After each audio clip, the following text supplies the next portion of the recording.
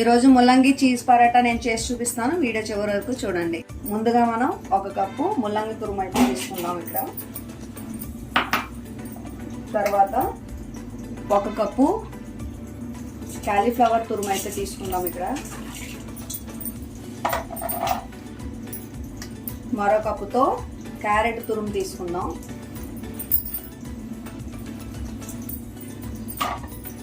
ఇప్పుడు ఇందులో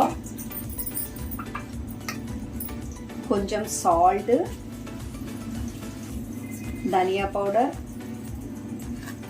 జీరా పౌడర్, వెల్లుల్లి తురుము, పచ్చికారం, మిరియాల పొడి, కొత్తిమీర ఇవన్నీ వేసుకొని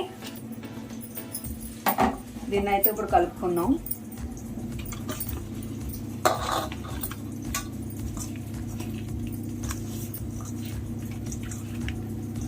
ఇది కొంచెం వాటర్ బయటకు వచ్చేంత వరకు కలపాలి.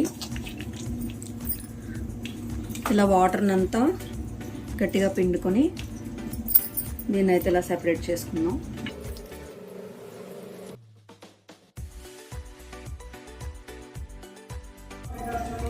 ఇప్పుడైతే మొత్తం ఇలా తీసేసుకున్నాం కదా. తీసుకున్న తర్వాత ఇప్పుడు ఈ వాటర్ మనం యూజ్ చేస్తాం.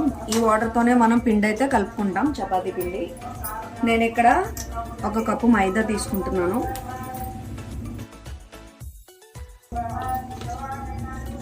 మరో కప్పు గోధుమ పిండి అయితే తీసుకుంటున్నాను.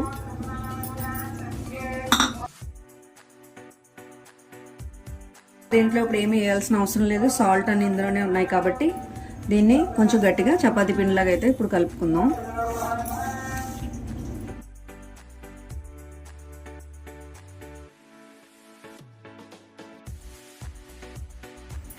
దీన్ని ఇప్పుడు అయితే ఉండలుగా చేసుకుందాం.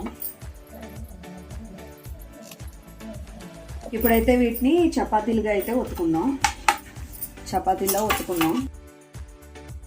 ఇలా అయితే చపాతీలన్నీ చేసుకున్న తర్వాత ముందుగా ఒక చపాతీని ఇలా ఉంచుకొని దీనిపైన మనం రెడీ చేసుకున్న మిశ్రమం అయితే ఉంది కదా, దాన్ని ఇప్పుడు దీని మీద ఇలా అయితే వేసుకుందాం ఈవెన్గా.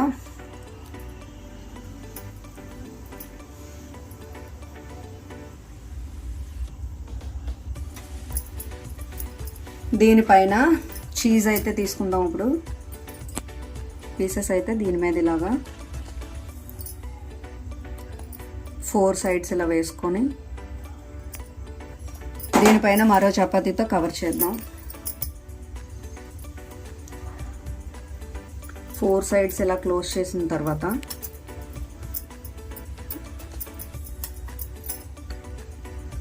ఇప్పుడు మళ్ళీ దీన్ని చపాతీగా అయితే ఒత్తుకుందాం.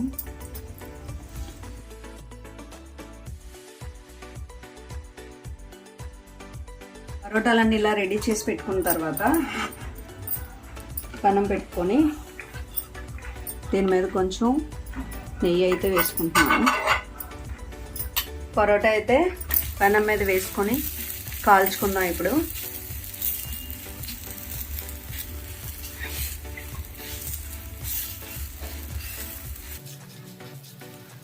ఒక సైడ్ కాలిన తర్వాత రెండో వైపు తిప్పుకోవాలి.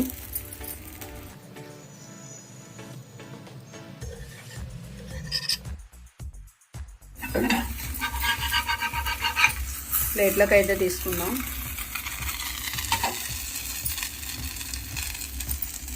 ఇదైతే ఇప్పుడు రెడీ అయిపోయింది పరోటా. దీంతో వైట్ సాస్ మన ఇష్టం, దేంతో అయినా తీసుకోవచ్చు, మీ ఇష్టం. ఏదైనా కర్రీతో అయినా సరే తీసుకోవచ్చు.